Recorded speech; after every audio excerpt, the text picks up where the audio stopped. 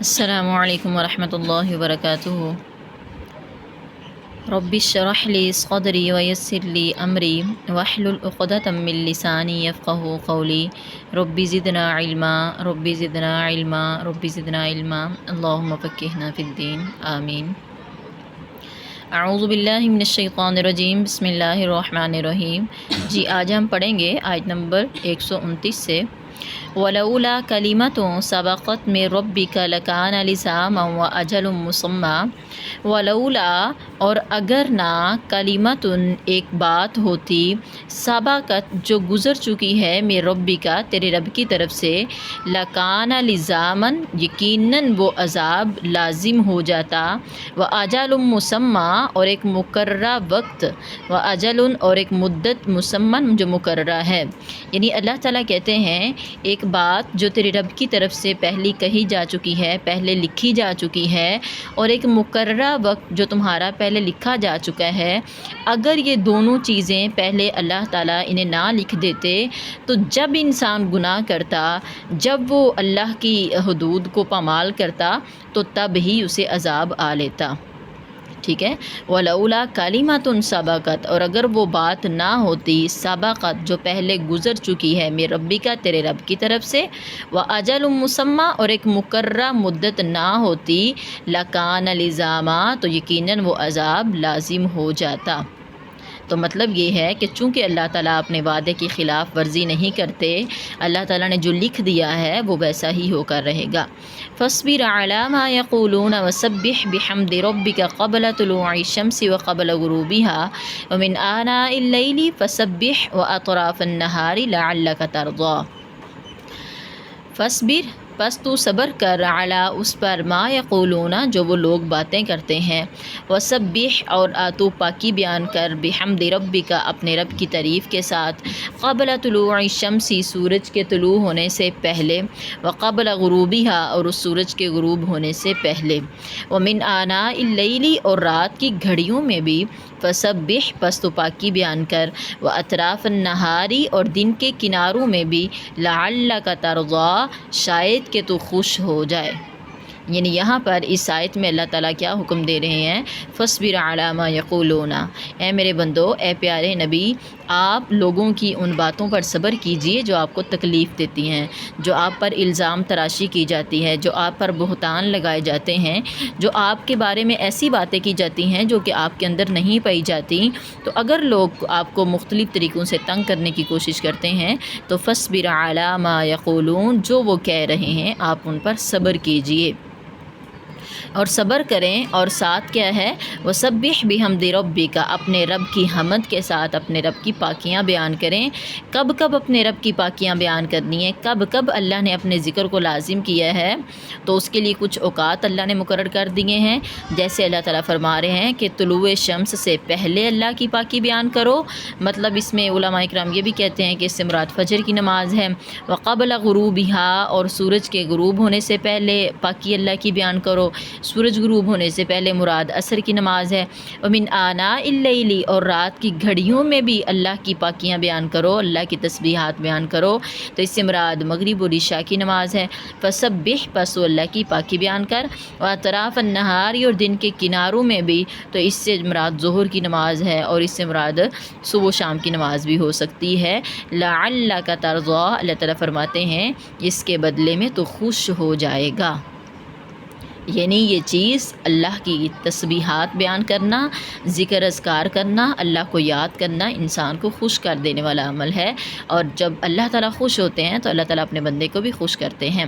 وَلَا تَمُدَّنَّ عَيْنَيْكَ إِلَىٰ مَا مَتَّعْنَا بِهِ أَزْوَاجًا مِّنْهُمْ زَهْرَةَ الْحَيَاةِ الدُّنْيَا لِنَفْتِنَهُمْ فِيهِ وَرِزْقُ رَبِّكَ خَيْرٌ وَأَبْقَىٰ وَلَا تَمُدَّنَّ اور ہرگز نہ پھیلائیں عینیک اپنی آنکھوں کو۔ یہ تمدنہ جو ہے یہ مدہ یا مدو سے نکلا ہوا ہے، جس طرح مد کا مطلب کیا ہوتا ہے، کسی لفظ کے اوپر کسی حرف کے اوپر جب مد آتی ہے تو ہم کہتے ہیں اس کو لمبا کرو، کیونکہ مد کا مطلب ہوتا ہے لمبا کرنا، تو یہ بھی مد سے لفظ نکلا ہوا ہے، مدہ یا مدو۔ اور ہرگز آپ لمبا نہ کریں، آپ پھیلائیں نہ اپنی آنکھوں کو الا طرف ما جو متعنا ہم نے فائدہ دیا ہے بھی جس کے ساتھ ازواج منہم ان لوگوں میں سے مختلف جوڑوں کو، زہرت الحیات الدنیا وہ تو دنیا، زہرت الحیات الدنیا وہ تو دنیاوی زندگی کی صرف زینت کے طور پر ہیں۔ اے نبی، اے لوگو جو ہم نے مختلف قسم کے لوگوں کو مختلف دنیاوی فائدے دے رکھے ہیں، مال و متاع دے رکھا ہے جو صرف دنیا کی خوبصورتی میں اضافہ کرتی ہیں چیزیں، آپ ان چیزوں کی طرف اپنے آپ کو مائل نہ کریں۔ ہم نے تو وہ انہیں اس لیے دیا ہے لِنَفْتِنَهُمْ تاکہ ہم ان کو آزمائیں، فیہ اس میں، وَرِزْقُ رَبِّكَ خَيْرٌ اور تیرے رب کا دیا ہوا بہت بہتر ہے، وَأَبْقَىٰ اور ہمیشہ باقی رہنے والا ہے۔ یعنی جو اللہ نے آپ کو مال و متاع دیا ہے، جو اللہ نے آپ کو دین اسلام دیا ہے، وہ بہت بہتر ہے اور وہ ہمیشہ رہنے والا ہے، وہ دنیا میں بھی فائدہ دے گا، آخرت میں بھی دے گا۔ اور اگر اللہ تعالیٰ بہت زیادہ مال و دولت کسی انسان کو دے دیتے ہیں تو اس کے ذریعے تو اللہ اس کی آزمائش کر رہے ہوتے ہیں، اور اگر وہ اللہ کو نہیں مانتا، اللہ پھر بھی اسے اتنا دیتے ہیں تو اللہ وہ اس لیے دے رہے ہیں تاکہ آخرت میں اس کا حصہ ختم ہو جائے، تاکہ وہ اللہ سے آخرت میں اس کا مطالبہ نہ کر سکیں۔ جو اللہ نے اس کے لیے پہلے لکھا ہوا تھا، اللہ وہ آخرت کی چیزیں بھی، اللہ وہ آخرت کا حصہ بھی اس کو دنیا میں ہی دے دیتے ہیں تاکہ وہ دنیا میں ہی عیش کر کے چلا جائے اور آخرت میں اس کے لیے کچھ بھی نہ ہو۔ وَأْمُرْ أَهْلَكَ بِالصَّلَاةِ وَاسْتَبِرْ عَلَيْهَا آپ کے کرنے کا کام کیا ہے؟ آپ حکم دیجئے اپنے گھر والوں کو بالصلاۃ نماز پڑھنے کا، وَاسْتَبِرْ اور تو ڈٹ جا علیہا اس پر، یعنی اس حکم پر، گھر والوں کو نماز کا حکم دینا، یہ پہلے بھی اللہ تعالیٰ نے حضرت اسماعیل علیہ السلام کی بھی یہ خوبی بیان کی ہے کہ وہ بھی اپنے گھر والوں کو نماز کا اور زکوٰۃ کا حکم دیا کرتے تھے۔ تو اللہ کو یہ امر بالمعروف اور نہی عن المنکر کرنا اور اللہ کی رضا کے لیے کرنا، یہ اللہ کو بہت پسند ہے۔ تو اللہ تعالیٰ ہمیں کیا کہتے ہیں کہ آپ اپنے گھر والوں کو نماز کا حکم دیں اور اس پر ڈٹ جائیں۔ لا نسألک رزقا نہیں ہم آپ سے سوال کرتے کسی رزق کا، نحن نرزقک ہم ہی آپ کو رزق دیتے ہیں، والعاقبۃ اور اچھا انجام للتقوی متقی لوگوں کا ہے، ڈرنے والے لوگوں کا ہے۔ وقالوا لولا یأتینا بآیۃ من ربہ اولم تأتہم بینۃ ما فی الصحف الاولی وقالوا اور انہوں نے کہا، کفار مکہ نے، مکہ کے کافروں نے، یا جو بھی قرآن مجید کو نہیں مانتے، انہوں نے کہا لولا کیوں نہیں، یأتینا آتی ہمارے پاس بآیۃ کوئی نشانی من ربہ اس کے رب کی طرف سے۔ کہتے ہیں اگر یہ سچا نبی ہے، اگر یہ سچی کتاب ہے تو کوئی نشانی، کوئی معجزہ لے کر کیوں نہیں آتا؟ اولم تأتہم بینہ تو اللہ تعالیٰ کہتے ہیں اور کیا نہیں تأتہم آئی ان کے پاس بینہ تو واضح دلیل، ما جو فی الصحف الاولی پہلے صحیفوں میں ہے۔ پہلے صحیفوں میں بھی تو اللہ تعالیٰ کہتے ہیں کہ اس کتاب کے بارے میں بڑی بشارتیں آئی تھیں، پھر پہلے صحیفوں میں بھی تو پہلے نبیوں کی بڑی جو ہے وہ معجزے دکھائے گئے تھے، لیکن تب تو انہوں نے نہیں مانا، تو اب یہ اس نبی کو کیسے مان لیں؟ وَلَوْ أَنَّا أَهْلَكْنَاهُمْ بِعَذَابٍ مِّن قَبْلِهِ لَقَالُوا رَبَّنَا لَوْلَا أَرْسَلْتَ إِلَيْنَا رَسُولًا فَنَتَّبِعَ آيَاتِكَ مِن قَبْلِ أَن نَّذِلَّ وَنَخْزَىٰ۔ ولو اور اگر انا بے شک ہم اہلکنا ہم ہلاک کر دیں قبل ہم ان کو بعذاب عذاب کے ساتھ من قبل ہی اس سے پہلے، اللہ تعالیٰ کہتے ہیں اگر معجزات اور نشانیاں دینے سے پہلے ہی ہم ان کو عذاب کے ساتھ ہلاک کر دیتے، لقالو یقیناً وہ کہتے، ربنا اے ہمارے رب، لولا کیوں نہیں، ارسلتا تو نے بھیجا، الینا ہماری طرف، رسولاً ایک رسول، فنتبع پس ہم پیروی کرتے، آیاتی کا تیرے احکامات کی، تیری آیات کی، من قبل اس سے پہلے، ان نذل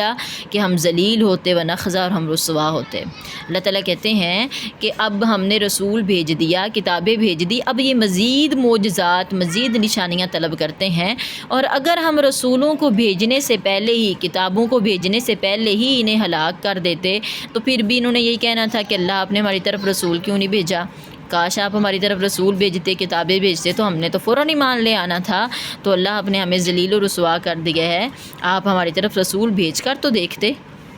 مطلب پھر وہی ہیلے بہانے۔ قل کل متربص فتربصوا اے نبی آپ کہہ دیجئے کل ہر ایک متربص منتظر ہے، ہر ایک اپنے انجام کا منتظر ہے، فتربصوا پس تم بھی انتظار کرو، فستعلمون پس ان قریب تم جان لو گے، من کون، اصحاب الصراط السوی سیدھے راستے والا ہے، ومن اور کون، اہتدی ہدایت والا ہے، وما علینا الا البلاغ المبین۔